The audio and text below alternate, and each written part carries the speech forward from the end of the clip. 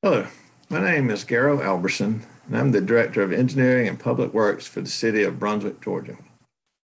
I'm here to talk to you a little bit about the grant opportunities that are out there and how the City of Brunswick has successfully applied and implemented some of those grants. A couple of the ones that we want to talk about today are the coastal incentive grants through the Georgia Department of Natural Resources and the Georgia EPD 319 grants. The coastal incentive grants, the city has completed one of those in 2015 for our Stormwater Utility Feasibility Study. We currently have another one in progress for our Rethinking Runoff Plan, and we have an application in for a third one for a tide control project in the city. We're hopeful that that comes through and we get good word on that later this spring. We've also successfully used a couple of 319 grants through the Georgia EPD. One of those grants, the Department of Community Affairs was actually the grantee, and we worked as a sub-grantee to the DCA. With that project, we installed an infiltration basin at the local park here in town. That was in 2018. And we also have currently got word that we received a new 319 grant. We will be the direct grantee on this one for green infrastructure and low impact development retrofits throughout the city. So we'll be really getting into that project here later on as this year goes on. So just want to talk to you a little bit about these projects and some of the things that we have done and how we've used those projects to help improve the city. First one we'll talk a little bit about is the coastal incentive grant that we got in 2015 for our Stormwater Utility Feasibility Study. This was a 2-year grant. As you probably know, a coastal incentive grants can be for 1 or 2-year terms. For this particular one, we used the 2-year grant. For year 1, we conducted a citywide inventory of our storm drainage system and created a GIS database.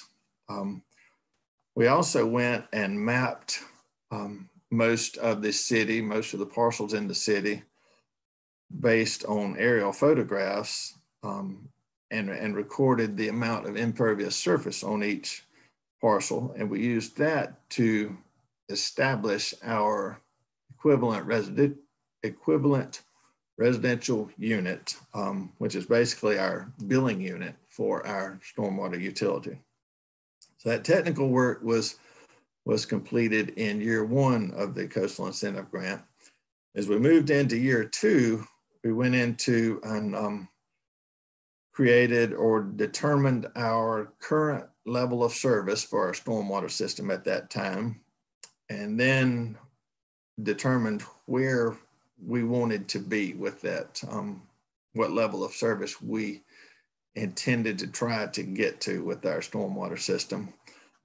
We also completed our cost analysis, and we formed a stakeholder committee in this second year of the grant.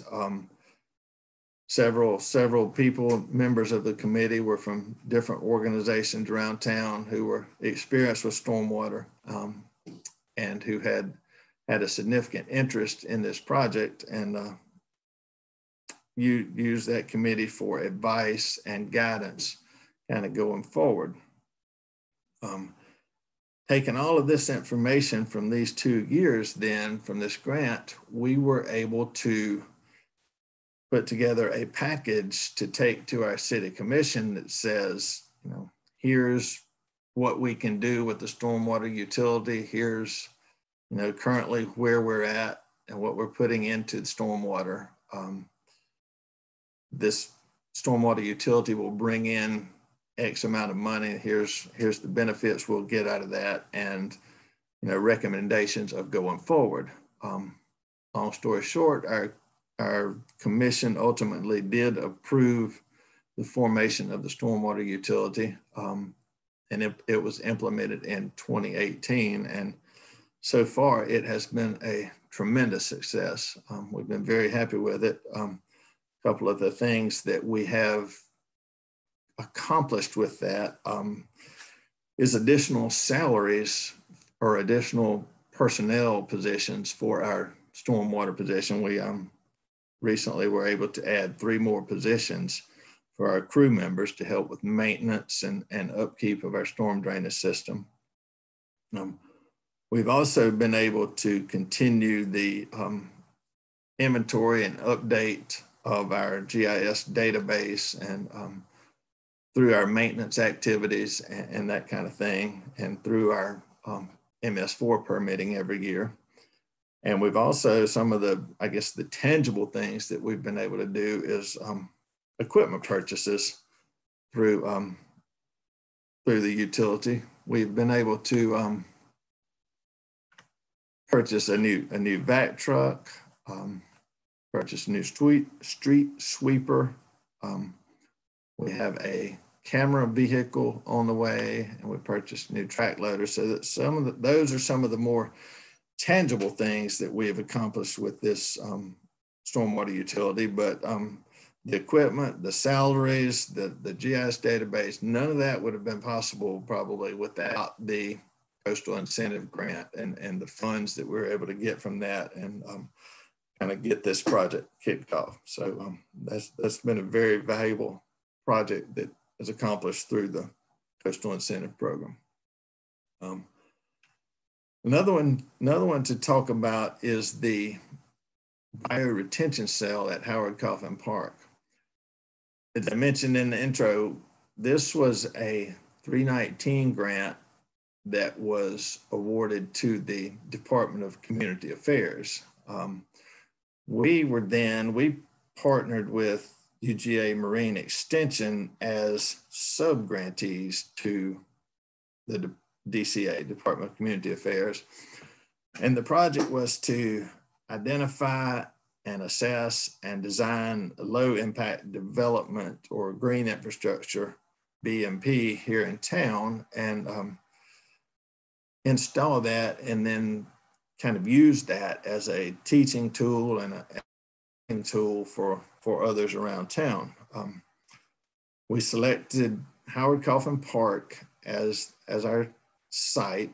If you're familiar with the park, it's here in town it's a local tidal ditch running adjacent to it. So we decided to go in and construct a bioretention cell, an infiltration basin adjacent to the tidal ditch to capture some of the runoff coming from the park, some of the potential pollutants, the fertilizers, the sediments, that kind of thing that may be coming from the park, and try to capture those before they get into the tidal ditch and the drainage system. I mentioned partnering with Marine Extension. Basically, they designed the infiltration basin, and then we went in with our city crews and constructed the cell. You can see the picture of it there, the crews working with the excavator and the dump truck to excavate, refill the cell with clean sand, and then the plantings that went in there. And then this is a picture of the finished product, and you can see we got a tremendous amount of rain that first year right after it was installed, so we really got to test it out, but it did its job, functioned just like it was supposed to. But we were able to use this also as an educational tool in a couple of ways, by installing signage at the site, which kind of explains the function of the cell. And then also we held a class open to engineers, developers, and as well as other municipalities to come and learn about the function of the system and how it worked, how it could be maintained, kind of how to install these, how easy they are to maintain, and that kind of thing, to try to get rid of some of the misconceptions of these things. But anyway, the project was a very successful project as well, which was, again, it was completed through the 319 project, and we're working as sub-grantees on that. A third project to talk about is another one going back to the Coastal Incentive Program. We recently received a Coastal Incentive Grant for the Rethinking Runoff Program. We just began this project back in the fall in October. This is a one-year grant cycle. And the intent of this project is to look at some hot spots and areas around town. This is a picture on here from our floodplain GIS mapping program of potential flooding areas and areas that we know typically flood quickly around town. So we're looking at these spots and other areas of town, and as to see where that we can remove some impervious surface, reduce runoff, promote infiltration, and try to reduce demand on the existing storm drainage system. One thing I want to point out with this grant is the fact that we were able to provide our match for this through salaries or in-kind matches and not have to put out any no cash matches. So sometimes if, small towns, smaller budgets, whatnot, these grants, you can find ways that you can create your matching funds through salaries or other ways and not have to write a check for these services, which can certainly be beneficial for folks with limited budgets. Also, we want to explain a little bit more about it. We're going to investigate about 30 sites throughout the city. As I mentioned, these are some of the hot spots that we're working on. We've got a few other sites that we're looking at, and then we're going to narrow that down to 3 sites, and we're going to design the green infrastructure or the runoff reduction improvement plans for those 3 sites. And that kind of brings us into our next project, which is another 319 project. We are the direct grantee on this one, but this will be for green infrastructure and low impact development retrofits throughout the city. And so basically we're going to take the sites that are designed out of the CIG program, the Rethinking Runoff, and try to construct those with the 319 program. The site I've given you here, it's not one of our project sites, but I'm just intending to show you that these are the type of sites that we want to try to tackle with the program. You can see all of this impervious surface on this site, and try to remove some of that impervious surface. This site here actually belongs to a church, and they've done just that. They've taken this parking lot out and replaced it with a large grassed area. And so that's the kind of projects that we want to take on with this project, this 319 project.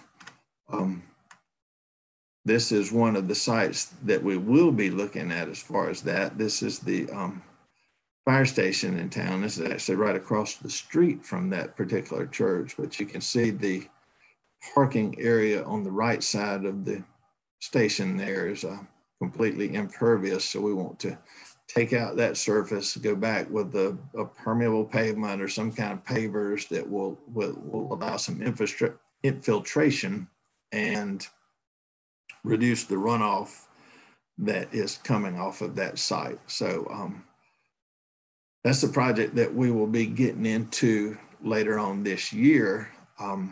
But that just kind of one point to make with that is to kind of show how these projects can work together and kind of mesh together. Us going from the CIG program rolling into the 319 program with that. One final project I want to talk about is a project that we have recently applied for. We haven't gotten word yet on the funding for that, but it is another coastal incentive grant for tide control along the east side of the city. You can see the area of study there, or several of the outfalls along the east side of town where the stormwater drains into the marshes and the river. This project will coordinate with our stormwater master plan, and this is the priority listing of the projects from our stormwater master plan. And you can see that this highlighted area will directly affect about 4 of the top 5 priority projects in our stormwater master plan. So one thing it's important, and the grantors or these agencies distributing these funds like to see participation and how projects can kind of work together. If you can work with previous grants or previous projects that are out there and kind of bring those results together, it's pretty beneficial in getting these grants. But so this will kind of take into account several of the projects from our stormwater master plan. And then what we intend to do with that is to try to reduce tidal flooding, obviously, but what that will also do is prevent the tide from coming back into the inlets, not only reduce the flooding, but that will also gain some storage capacity in the pipes that are in the ground for storage of the rainfall runoff during storm events. So like I said, that project has been, application has been submitted. So we hope later this spring to get good news that one. And then, just kind of looking ahead, we might be able to roll that project. The project would be for design of these tidal structures or tidal devices, tidal control devices. We may be able to roll that into a 319 to install some of those devices. So, but that's a little bit down the road. So just to summarize, we have been able to utilize a couple of different types of grants for several different projects. The coastal incentive grants and the 319 grants, and we've done the 319s as the direct grantees as well as a sub-grantee. So and have had success with both of the systems or both of the programs. Some of the things that we've been able to do, we created our infrastructure database, our GIS database. We established the stormwater utility, which created a significant revenue source for the city, which then indirectly we were able to provide salaries, additional positions, purchase equipment, and that kind of thing. But it all goes back to the coastal incentive grant program. We're also able to assess existing site runoff conditions throughout town, design some runoff reduction measures to try to reduce some of that runoff and demand on our infrastructure, construct some stormwater management features to do this and low impact development features. Looking at, again, designing tide control improvements, which will reduce flooding, but also provide increased storage capacity for storm events. And then finally, we've been able to provide some educational opportunities to local developers, property owners, engineers on some of these items and improvements that we've been able to install. So, we've been certainly appreciative of the grant programs. We've had a lot of success with them, and we hope that we are able to continue to use them going forward. So thank you.